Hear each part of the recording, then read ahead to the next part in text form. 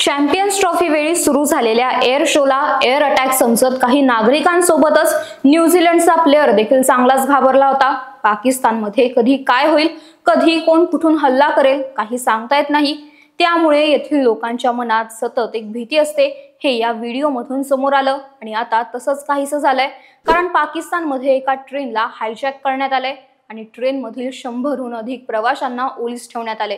त्यामुळे नेमकं पाकिस्तानमध्ये काय झालंय ते जाणून घेऊयात आजच्या या व्हिडिओमधून।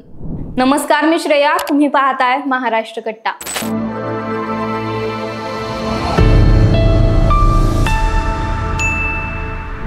पाकिस्तानच्या बलुचिस्तान प्रांतात प्रवासी ट्रेन जाफर एक्सप्रेसला हायजॅक करण्यात आला आहे। या ट्रेनमध्ये सुमारे 400 प्रवासी असल्याची माहिती आहे। बलुचिस्तानमधील स्वतंत्र गट बलूच लिबरेशन आर्मी BLA ने या हल्ल्याची जबाबदारी स्वीकारत त्यांनी ट्रेनवर ताबा मिळवल्याचा दावा केला आहे। ट्रेन पाकिस्तानच्या बलुचिस्तान प्रांतातील क्वेटा इथून पेशावरकडे जात असताना हा हल्ला करण्यात आलाय। पण ट्रेनला कसं हायजॅक केलं असा प्रश्न समोर येतो।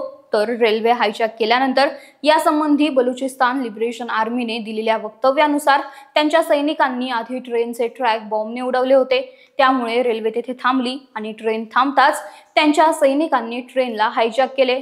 तर ट्रेन हायजॅक केल्यानंतर आमच्या विरोधात लष्करी कारवाई केली तर त्याचे गंभीर परिणाम होतील। पाकिस्तानी लष्कर जर काही कारवाई करण्याचा विचार करत असेल तर ओलीस ठेवलेले प्रवासी वाचणार नाहीत, त्याची संपूर्ण जबाबदारी पाकिस्तानी लष्कराची असेल असा इशारा देखील दिला होता। BLA ची फिदायन युनिट मजीद ब्रिगेड या मोहिमेचे नेतृत्व करत आहेत, ज्यामध्ये फतेह पथक, ATOS आणि गुप्तचर शाखा जिराब यांचा समावेश आहे। दहशतवाद्यांनी रेल्वेतील 120 जणांना ओलीस ठेवले आहे। ओलिसांमध्ये पाकिस्तानी लष्कर, पोलीस, दहशतवाद विरोधी दल ATF आणि इंटर सर्व्हिसेस इंटेलिजन्स ISI चे कर्मचारी आहेत। हे सर्व रजेवर पंजाबला जात होते, त्यावेळीच हा हल्ला करण्यात आलाय। रेल्वेला अपहरणकर्त्यांकडून सोडवण्यासाठी गेलेल्या पाकिस्तानी लष्करातील 6 सैनिकांचा मृत्यू झाला असून लष्करी कारवाई केली तर प्रवाशांना ठार करण्यात येईल असा इशारा बलोच आर्मीने दिला आहे। दरम्यान रेल्वेचे अपहरण केल्यानंतर बलोच आर्मीने महिला व मुलांना सोडून दिले आहे अशी माहिती सांगण्यात येते। या हल्ल्यामागील मुख्य कारण व हल्लेखोरांची काय मागणी आहे यावर कोणतीही माहिती अद्याप समोर आलेली नाहीये। मात्र मागील काही काळापासून येथे सुरू असलेल्या संघर्षातूनच हा हल्ला झालाय असा अंदाज लावला जातोय। बलुचिस्तानमधील फुटीरतावादी संघटना अनेक दिवसांपासून पाकिस्तान विरोधात लढा देत आहेत, त्यामुळे हा भाग अतिरेकी कारवाईंचे केंद्र बनला आहे। बलूच गटाने अलीकडेच सिंधी फुटीरतावादी गटांसोबत युद्ध सराव पूर्ण केला होता।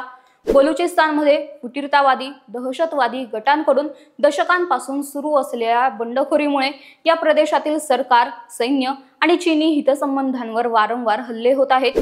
BLA बलुचिस्तानच्या स्वातंत्र्यासाठी इच्छुक आहे।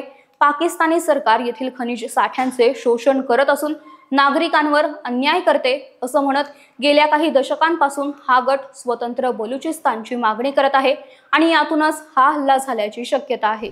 दरम्यान आता पुढे काय होणार? ओलीस ठेवलेल्या सर्व प्रवाशांना वाचवण्यात पाकिस्तान सरकारला यश मिळणार का? आणि यामुळे पाकिस्तानमधून बलुचिस्तान वेगळ्या होण्याच्या संघर्षाला कोणतं नवीन वळण मिळणार हे पाहणं महत्त्वाचं असणार आहे। तर यावर तुमचे मत काय ते कमेंट करून नक्की सांगा आणि या व्हिडिओला लाईक, शेअर आणि महाराष्ट्र कट्टा या आमच्या YouTube चॅनलला नक्की सबस्क्राईब करा। धन्यवाद।